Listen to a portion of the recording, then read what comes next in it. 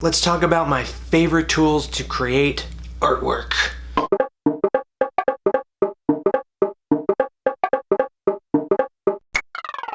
Alright, so you set out on your adventure to get better at drawing, and we all know that adventurers love shiny new magic items. The items that you discover help define you as an adventurer or illustrator. Do you use a +1 enchanted bow, or a poison dagger, or a great axe of giant sling? Do you illustrate with brush pens, or use watercolors, or do you do everything on the computer? I get asked a lot about what type of tools I use for my illustrations, and hey, that's why I'm making this video. But I don't want you to think that if you pick up the same brush pen that I use, that your drawings will magically get better, or any other artists and the tools they use for that matter. As much as I wish it was real, there's no such thing as a +3 brush pen. I am not an expert with every sort of art supply, but over the years, I've experimented a lot with different kinds of tools, trying to find what feels right for me. The point of this video isn't to tell you the correct tool to use for an illustration. It's more about showing how I figured out the tools I like and why that process is important. Alright, so let's get into the specifics. Now, I come from a background of making comics, and comics are generally a print media, and so that means I learned about making drawings that were meant for reproduction, making lots and lots of copies. So that means making images with bold, solid black lines that contain, for the most part, solid flat color, all because that's easier to print. And that sort of leads in well into my time designing t-shirts and screen printing. That's all separated flat colors that are meant to reproduce over and over again. So all that's to say, my perspective is going to be different than, say, an oil painter or somebody who illustrates tattoos. Okay, so for the most part, there's 3 major steps in my drawing process. And I can say this is generally the same for other people creating comics and a lot of other illustrators as well. The first step is planning with pencils, figuring out the drawing, erasing, creating the blueprint or building blocks of what the drawing is going to be with a pencil or something that you can erase and change and fix up. The second step is creating solid black outlines with some sort of inking tool. This is the finishing the building part of the process. So if we've planned everything out with penciling, inking is finalizing what the illustration is gonna look like. And then the third step is adding color. So, obviously with the black and white illustration, this step will be missing, but yeah, you get it. Adding color happens after inking.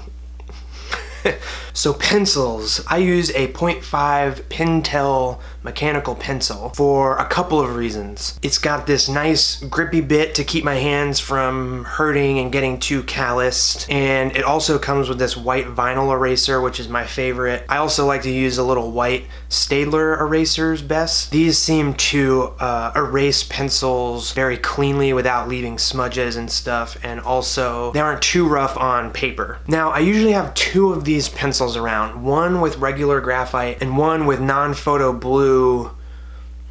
I don't know if it's technically graphite or a lot of times people call it lead, but it's not lead either. I don't know, the non-photo blue mechanical pencil sticks. So the reason I use this non-photo blue, it's a little bit harder to erase than regular pencil graphite, but if you're scanning something in, this light blue color is really, really easy to get rid of in Photoshop. For whatever reason, the light running across the images in scanners doesn't pick up this blue color very well, so it shows up really light when you bring it into the computer. So you can just adjust the levels and knock it right out of there. So I use non-photo blue on stuff like my Simple Routines comics that I draw on just regular old copy paper and scan into the computer, all really quick. Alright, next up is inking. This is where your drawing gets finished, so these tools might be considered a little more important than your choice of pencils. Pencils get erased where your inking is a part of the final illustration. So it's all personal preference, right? Figuring out what type of lines you like, is it a thin, uniform line or a super thick, bold one? It's all about what you like.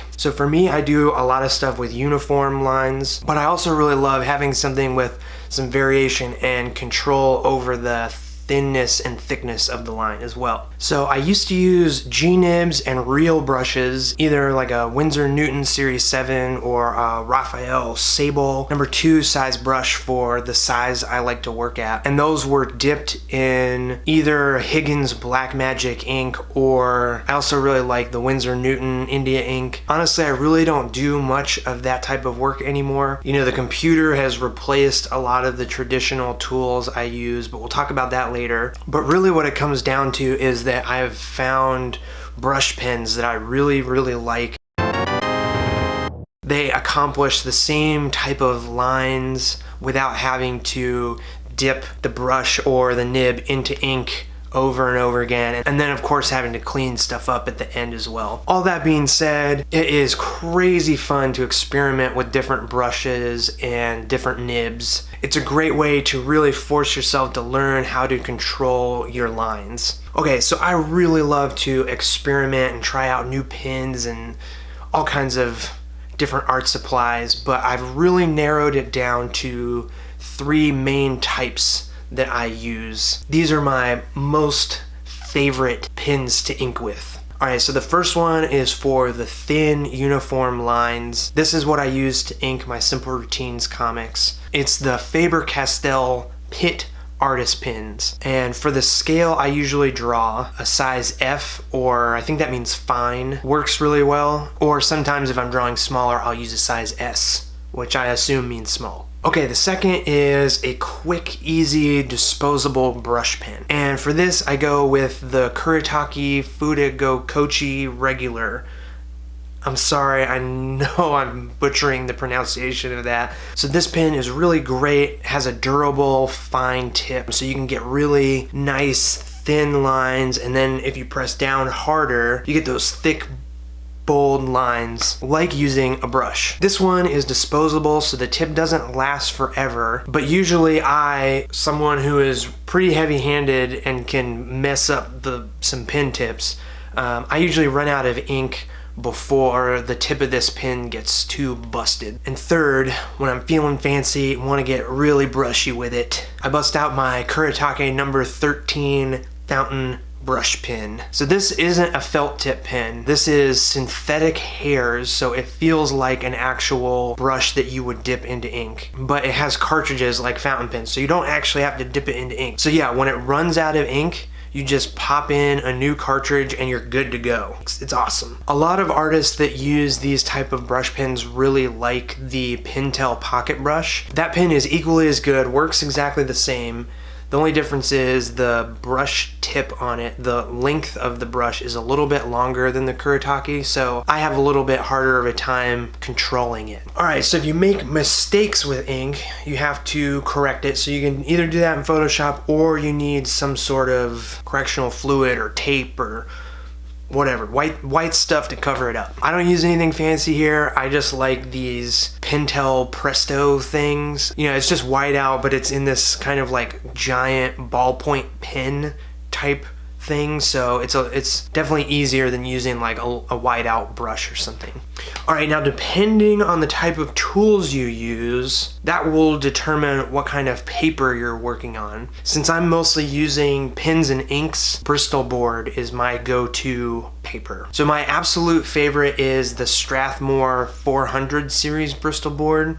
That has a brown cover. Right now I've run out of the good stuff, so I gotta go get some more. It's a little more expensive and hard to find, but it really takes ink very, very well. And of course, a lot of times what I'm showing here is the 300 series. It has the yellow cover. It's a lot easier to find, it's cheaper, and it still does the trick just fine. If you're using markers or watercolor or any sort of paints, you're gonna wanna choose the paper that fits with that material. So you're gonna have to do some experimentation to figure out what works best with what you're using. And speaking of other types of drawing materials, the last step is adding color. I've been experimenting a lot with Posca and Copic markers. There's some other markers that look really cool that I've got my eye on. All that stuff has been a ton of fun lately. I also really enjoy using this little set of Winsor Newton watercolors. If you've come here looking for suggestions on what types of watercolors or acrylic gouache oil paints and stuff, I'm painfully ignorant on that. I just use the same brushes that I use for inking with this little watercolor set, and it's been years and years and years since I've used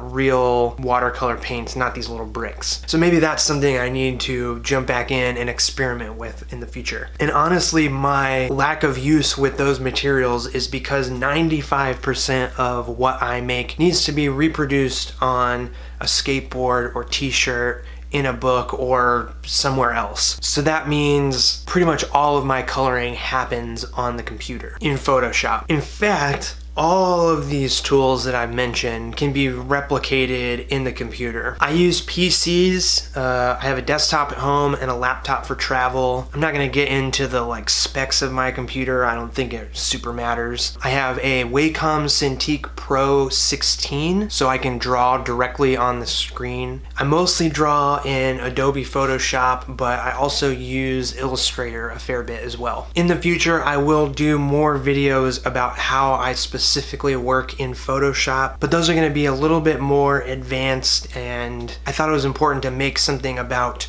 traditional everyday illustrating tools before jumping into all that craziness. The same way that I need to experiment with some of these other coloring tools, I need to give some other drawing programs a try as well. Stuff like Clip Studio, and I don't have an iPad, so Procreate I have no idea about, but I know a lot of other people that use those programs and love them, so take that for what it's worth. Okay, I should say it might be tempting to jump in and buy all this fancy equipment, but it is not 100% necessary. I spent years and years making professional work on this cheap little Wacom tablet, and I still use a lot of those traditional art supplies that I've been talking about in my everyday work. So I'm a professional that spends all day, every day, making illustrations and designs, and using the computer and the Cintiq has really allowed me to speed up my process, but that's only because I figured out how to use the real tools first, and I've adapted my process in Photoshop to replicate those traditional art materials. Okay, so experimenting with new tools is a vital part of learning how to draw. You know, drawing is all about transferring what you see in your head onto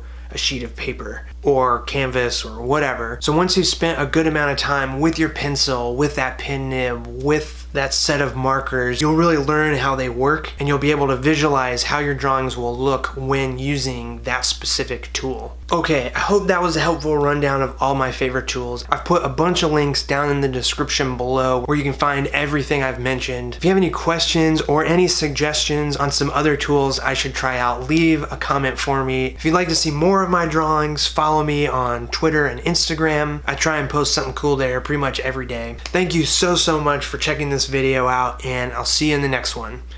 Keep drawing!